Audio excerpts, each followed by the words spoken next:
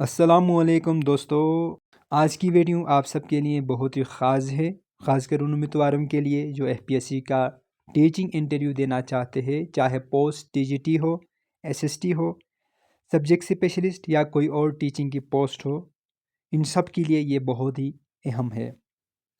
अक्सर लोग test pass कर तो लेते हैं मगर इंटरव्यू की कमी की वजह से फाइनल मेरिट में नहीं आ पाते।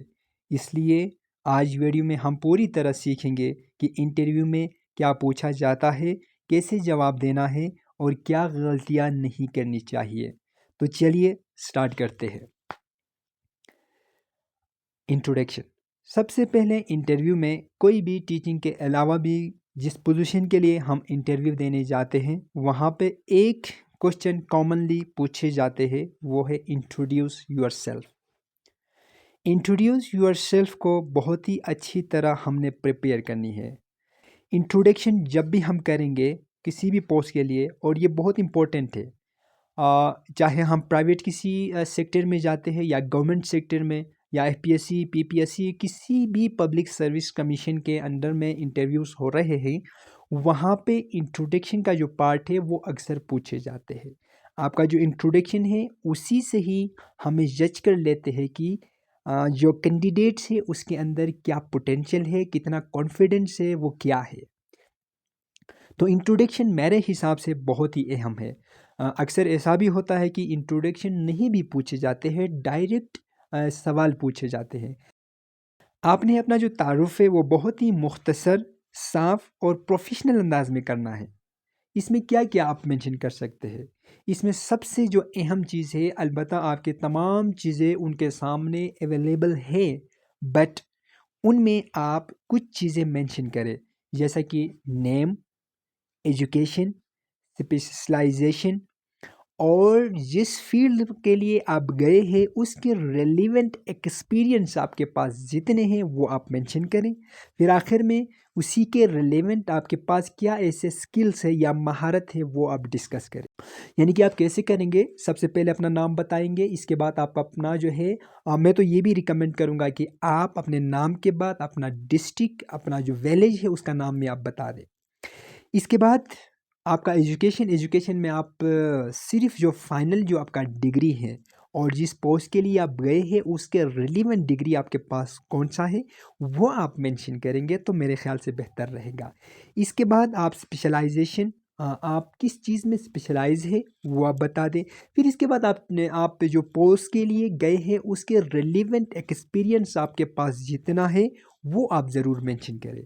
तो ये ओवरऑल आपका जो इंट्रोडक्शन बनेगा वो 1 मिनट से लेके 1 मिनट 30 सेकेंड के अंदर ये ख़त्म होगा। मैक्सिमम अगर आपके पास बहुत ही ज़्यादा एक्सपीरियंस है, अगर चीज़ें मेंशन करनी है तो वो एक्स्ट्रा इस एक्सपीरियंस के रिलेटेड अगर कोई सर्टिफिकेट वगैरह, डिप्लोमा वगैरह अगर है तो उसमें आप क्या कर सकते हैं, उसमें आप अपने जो सर्टिफिकेट्स वगैरह है वो भी मेंशन कर सकते हैं, या कोई ट्रेनिंग अगर आपने ली है नेशनल इंटरनेशनल लेवल पे वो आप मेंशन कर सकते हैं। अक्सर हम गलती क्या करते हैं, गलती हम ये करते हैं कि हम कहानियाँ सुनाने लगते हैं, उनको कहानियाँ सुनाते हैं। तो कहानियाँ नहीं सुनानी, अपनी ज़िंदगी का पूरा सफ़र नहीं बताना उनको, सिर्फ ज़रूरी और प्रोफेशनल बातें बतानी है, जो कि 4-5 मेजर जो आइटम्स है वो मैंने आपसे मेंशन किया और वो आपने जो है डिस्कस करनी है। फिर इसके बाद अगर टीचिंग के रिलेवेंट अगर हम बात कर रहे हैं आज, तो इसमें टीचिंग में मेन जो सेकंड टॉपिक है वो है पेडागोजी। जैसे कि अक्सर पूछे भी जाते हैं कि व्हाट इज़ पेडागोजी। ठीक है, पेडागोजी के रिलेटेड हमने पहले बहुत ज़्यादा जो है डिस्कस भी किया है, इसके तफसील से हमने वीडियोस भी बनाई है। इससे प्रीवियस उसमें हमने पूरे पेडागोजी के ऊपर हमने एक लेक्चर बनाया है, जो कि क्या है उसके हम कैसे इसको प्रिपेयर करें, ये तमाम चीज़ें हमने जो है उसमें डिस्कस किया है, आप वो वॉच कर सकते हैं। तो एपीएससी हर इंटरव्यू में 3 से 5 सवालात पेडागोजी के रिलेटेड लाजिमन जो है वो पूछते हैं। जैसे कि व्हाट इज़ पेडागोजी, तो आप मुख्तसर बता सकते हैं कि जो है pedagogy is the art and the science of teaching. तो ये हमें पता है कि ये है।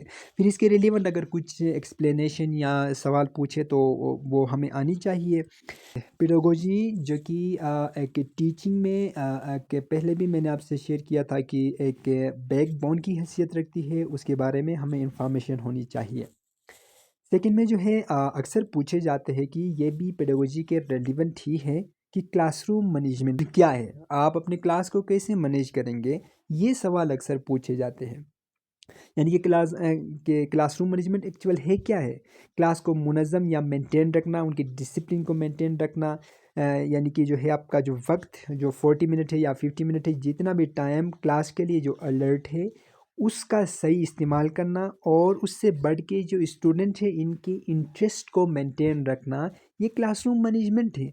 सबसे पहले डिसिप्लिन, तो इसमें आप क्या कर सकते हैं, कैसे कर सकते हैं, ये बहुत इंपॉर्टेंट है। इसके रिलेवेंट जो है आपको इन्फॉर्मेशन होनी चाहिए। फिर आता है कि असेसमेंट के रिलेवेंट गो कि मैंने वीडियोज़ में तफसील से बताया है, एक्सप्लेन भी किया है विद डिटेल कि असेसमेंट, व्हाट इज़ असेसमेंट या असेसमेंट के कितनी अक़साम है। तो 3 किस्म की जो असेसमेंट है उनके बारे में आपको ज़रूर पता होनी चाहिए। Formative assessment, summative assessment and diagnostic assessment. ये 3 ऐसे टर्म्स है जिनके बारे में इंफॉर्मेशन हमें होनी चाहिए कि अक्सर हमसे पूछते हैं कि आप अपने क्लास में सॉमेटिव जो असेसमेंट है वो कैसे करेंगे, या हमसे पूछते हैं कि आप डायग्नोस्टिक जो असेसमेंट बच्चों का कराएंगे उससे आप क्या सॉल्यूशन फाइंड आउट करते हैं। तो इस तरह के सवालात हमसे अक्सर पूछे जाते हैं, तो इसका भी जो है आपने ख्याल रखना है। अच्छा, तीसरा अहम जो पार्ट है वो बेसिक नॉलेज या ये जनरल नॉलेज आपको होनी चाहिए अपने जो है सब्जेक्ट के रिलेवेंट, जिस सब्जेक्ट में आप स्पेशलाइज्ड है उसके relevant basic information, basic concept आपको होनी चाहिए। अगर आप टीजीटी या एसएसटी है तो इंटरव्यू में आपके जो मजमून है वो बराह रास्त उनसे जो है सवालात पूछे जाते हैं। जैसा कि अगर आपका जो फाइनल जो डिग्री आपका है वो आपका इंग्लिश है, इंग्लिश लिटरेचर या इंग्लिश जो है आपका लिंग्विस्टिक अगर है, तो उसमें जो है part of speech, grammar, teaching method वगैरह जो है आपसे पूछेंगे, सेंटेंस स्ट्रक्चरिंग वगैरह जो है आपसे पूछेंगे। अगर मैथमेटिक्स आपका है तो जो है आपसे फार्मूलाज, मुख्तलिफ फार्मूलाज आपसे पूछेंगे, थ्योरम्स आपसे पूछेंगे, प्रॉब्लम सॉल्विंग स्ट्रेटजी आपसे पूछेंगे। साइंस का कोई अगर आपका सब्जेक्ट है तो फोटोसिंथेसिस के बारे में, ह्यूमन सिस्टम के बारे में, क्लासरूम एक्सपेरिमेंट के हवाले से आपसे पूछेंगे। फ़िज़िकल एजुकेशन अगर आपका है तो इसके रिलेवेंट मुझे जो है ज़्यादा एक्सपीरियंस है, तो मैं बता सकता हूँ कि उसमें क्या क्या चीज़ें आपसे पूछे जा सकते हैं। उसमें जो है रूल्स ऑफ गेम, अब वो मुख्तलिफ हो सकते हैं। इसमें जो है मोस्ट इम्पोर्टेंट कि आपका फेवरेट गेम कौन सा है, उसके रिलेवेंट बहुत सारे सवालात आपसे पूछेंगे। फ़िटनेस के हवाले से, फ़िटनेस के जो कि 11 जो अहम कंपोनेंट हैं उनके बारे में आपसे पूछे जा सकते हैं। न्यूट्रिशन के हवाले से आपसे सवालात पूछते हैं कि प्रोटीन से हमें क्या मिलता है, एक एथलीट को कौन से न्यूट्रिशन पे काम करनी चाहिए, कौन से न्यूट्रिएंट लेनी चाहिए, इस तरह के सवालात पूछे जाते हैं। फ़िज़िकल एजुकेशन के ऑब्जेक्टिव पूछे जाते हैं। बीएमआई पूछते हैं कि आपका बीएमआई क्या है, बीएमआई का एक स्टैंडर्ड है वो क्या है, हेल्थ की डेफिनेशन आपसे पूछते हैं। और इसके अलावा जो है डोपिंग के हवाले से आपसे सवालात पूछे जाते हैं। तो इसके अलावा भी और बहुत सारे सवालात आपसे पूछते हैं। तो अपने जो सब्जेक्ट है उसमें जो है आपको बेसिक कॉन्सेप्ट अच्छी तरह जो है होनी चाहिए। ये वो हिस्सा है जिसमें जो है उम्मीदवार ज़्यादातर गलती करते हैं। प्रेशराइज़ होके हम सब, मैंने भी जो है कई बार, मुझे पता है कि बहुत सिंपल क्वेश्चंस को मैंने मतलब जो है इनको सही तरीके से मैंने एक्सप्लेन नहीं कर पाया, जो कि बहुत ही सिंपल होता। फिर आप आराम से इनसे दोबारा टाइम लेके भी मज़ीद जो है आप एक्सप्लेन कर सकते हैं। अच्छा, 4 नंबर पे जो मेन टॉपिक हमारे पास है वो है टीचिंग मेथड कि पढ़ाने का बेहतरीन तरीका कौन सा है। आप अपने जो है आपका टीचिंग फ़िलॉसफ़ी कौन सा है वो अक्सर पूछते हैं, या जो है आपसे पूछते हैं कि which teaching method is best. ये सवाल अक्सर पूछे जाते हैं। तो आपको पता है जो अभी मॉडर्न जो एरा में जो टीचिंग जो प्रेफर करते हैं या बेस्ट माना जाता है वो है। वैसे तो बहुत सारे हैं, इसके रिलेवेंट भी मैंने जो है प्रीवियस लेक्चर में डिटेल में बताया है कि टीचिंग मेथड कौन कौन से हैं। जैसा कि है टीचर सेंटर, स्टूडेंट सेंटर। तो मॉडर्न जो टीचिंग स्टाइल है उसमें जो है स्टूडेंट सेंटर जो मेथड है इसको ज़्यादा प्रेफर देते हैं, ज़्यादा बेहतर समझा जाता है। अगर हमसे भी पूछे तो हम कह सकते हैं कि स्टूडेंट सेंटर जो है मेथड बहुत ही बेस्ट है। और फिर उससे पूछेंगे कि वो कैसे, और इसके बारे में हमें इंफॉर्मेशन होनी चाहिए। यानी कि हम इसमें क्या करते हैं, स्टूडेंट को सेंटर में रखते, स्टूडेंट एक्टिवली जो है वहाँ पे काम कर रहा होता है। यानी इसमें जो है स्टूडेंट एक्टिवली जो है उनकी जो लर्निंग है वो एक्टिवली होती है, और स्टूडेंट की जो पार्टिसिपेशन है वो फुल होती है। स्टूडेंट क्रिटिकल थिंकिंग कर सकता है। और क्योंकि जो है देखो ना, स्टूडेंट सेंटर में होता क्या है, उसमें जो है हम मुख्तलिफ ग्रुप्स में स्टूडेंट को डिवाइड करके डिस्कशन के लिए इनको मौका देते हैं। वो मुख्तलिफ टॉपिक्स पर डिस्कशन करते हैं, वो ग्रुप वर्क करते हैं, एक्टिविटी बेस्ड लर्निंग होती है उनकी। ठीक है, फिर जो है कोई भी प्रोजेक्ट के ऊपर हम काम कराते हैं तो बच्चा उसके अंदर जितना इंफॉर्मेशन है, जितना पोटेंशियल है, जितना दिलचस्पी है, इंटरेस्ट है, उस हिसाब से वो आगे जा रहा होता है। तो मेरे ख्याल से ये जवाब हमेशा इंटरव्यू में इम्प्रेस करता है, और ये बहुत ही अच्छा एक मेथड भी है। हमें जो है इसको इम्प्लीमेंट भी करनी चाहिए अपने टीचिंग स्ट्रेटजी में। फिफ्थ नंबर पे जो मेन हमारा जो टॉपिक है इंटरव्यू में अक्सर पूछे जाते हैं वो है क्लासरूम सिनेरियो। कोई भी क्वेश्चन हमें देते हैं, यानी क्लासरूम के मसाइल के हवाले से, प्रॉब्लम के हवाले से, कि क्लास में बच्चे बहुत ज़्यादा अगर शोध करते हैं, if a student is disturbing your class what will you do, ये सवाल पूछे जाते हैं।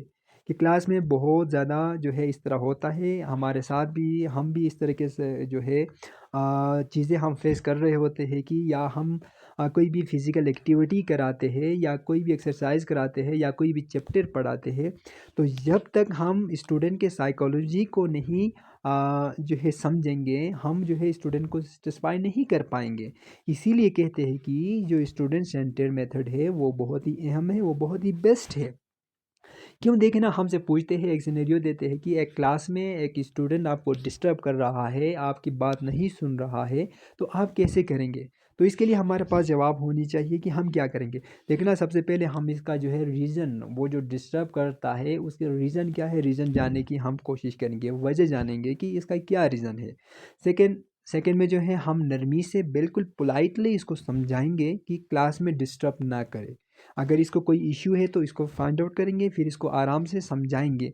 अगर फिर भी वो अगर नहीं समझ रहा तो ज़रूरत पड़ने पे हम इसके पेरेंट्स को इन्वॉल्व करेंगे। अगर वो ज़्यादा देर तक इस तरह कर रहा है, लॉन्ग टर्म इस तरह कर रहा है, डेली बेसिस पर अगर इस तरह कर रहा है, कोई इश्यू है, तो या स्कूल में काउंसलर होता है उसको हम इन्वॉल्व करेंगे, या स्कूल का कोई भी इंस्टीट्यूट का कोई भी हेड, प्रिंसिपल जो भी वहाँ पे है, उनको जो है हम इन्वॉल्व करेंगे। लेकिन फिर भी हमसे पूछते हैं कि आप पनिशमेंट देंगे।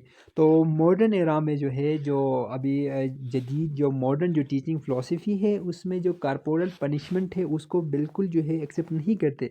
तो हमने जो पनिशमेंट है वो अपने जहनों से हमने निकालना है। फिर जो है मेन टॉपिक हमारे पास है साइकोलॉजिकल बेस्ड जो है क्वेश्चंस करते हैं कि बच्चे के लर्निंग स्टाइल क्या है, चाइल्ड के साइकोलॉजी की आप कैसे जो है आप कैसे इसको जो है समझेंगे, आप बच्चे को जो है कैसे मोटिवेट करेंगे, इनकी बिहेवियर मैनेजमेंट कैसे करेंगे। फिर हमसे जो है सवालात पूछते हैं कि मुख्तलिफ थ्योरीज़ है, ठीक है, जैसा कि पियाजेट का थ्योरी है, विगोट्स्की का है, और भी बहुत सारे ऐसे थिंकर्स से, फ़िलासफ़र्स है जिनका थ्योरीज़ है, उनसे सवालात पूछते हैं। पियाजेट से जो है अक्सर पूछते हैं कि जो है उसमें आपको पता है उसने मुख्तलिफ जो है बच्चे के जो लर्निंग स्टाइल है उसमें मुख्तलिफ उसने लेवल्स बताए हैं, जैसा कि जो है ऑपरेशनल, प्री ऑपरेशनल, कंक्रीट वगैरह वगैरह। तो हमें कोई ऐसा सिनेरियो दे के बताते हैं कि जो है लॉजिकल थिंकिंग, फॉर एग्जांपल एक पियाजेट का ही है कि जो है लॉजिकल थिंकिंग किस जो है लेवल में आता है, तो वो कंक्रीट ऑपरेशनल स्टेज में मेरे ख्याल से जो है वो लॉजिकल थिंकिंग करता है। तो इसी तरह सिनेरियो भी दे के साइकोलॉजिकल टर्म भी जो है यूज़ करके हमसे सवालात पूछते हैं अक्सर। फिर जो है मेरे ख़्याल से 7 में मेन टॉपिक है वो general knowledge and current affair का जो है इंफॉर्मेशन हमें जो है पता होनी चाहिए कि